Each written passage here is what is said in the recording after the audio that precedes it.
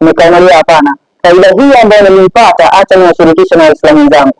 Namna ya kuiswali sasa hii swala, utaiswali salatul musafir kama unavyoswali watu swala nyingine ya kawaida, lakini salatul musafir kilichozidi ni kwamba zile swala unaziswali kwa kupunguzwa, yani swala za rakaa 4 utaziswali kwa rakaa 2, na swala ya rakaa 3 utaiswali kwa rakaa 3, na swala ya rakaa 2 utaiswali kwa rakaa 2 kama ilivyo. Maana yake inamaanisha kwamba swala ya rakaa 4 ndio swala pekee ambayo itakayopunguzwa, na swala ya rakaa 2 haitopunguzwa, na swala ya rakaa 3 pia haitopunguzwa. Tunaenda katika utaratibu. Salatu subh haitopunguzwa na wala haitojumuishwa na swala nyingine yoyote, kwa sababu miongoni mwa sharti ama hukumu za salati musafir anapokusudia kupunguza, basi ni lazima aziswali zile swala katika kuzijumuisha, yaani aijumuishi salati dhuhuri pamoja na salati al-asr, magharibi pamoja na isha. Kama atahitaji, kama atataka hii salati dhuhuri aiweke katika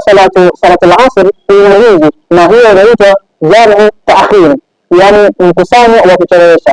Na kama atataka kwamba hii salati al-asr sasa haikufika muda wake, lakini nataka niweke katika salati dhuhur, pia inajuzu, na hiyo inaitwa jamu taqdim. Kadhalika atafanya hivyo katika salati al-maghrib wa salati al-isha.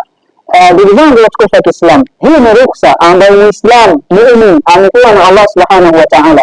Basi anapopata dharura ya kutumia ruksa hizo, ukiacha tu ruksa ya sala, ruksa yoyote ya kisheria imetoka, ukapata dharura ya kutumia ile ruksa, basi itumie. Katika kuitumia unaonesha dini yako, unaonesha sunna, na unafanya unaleta utambuzi kwamba mimi nimetambua dini yangu, na pia unaleta shukrani kwa Allah subhanahu wa ta'ala, kwa Mwenyezi Mungu, na kushukuru kwa ruksa hii uliyonipatia ama uliyotupatia.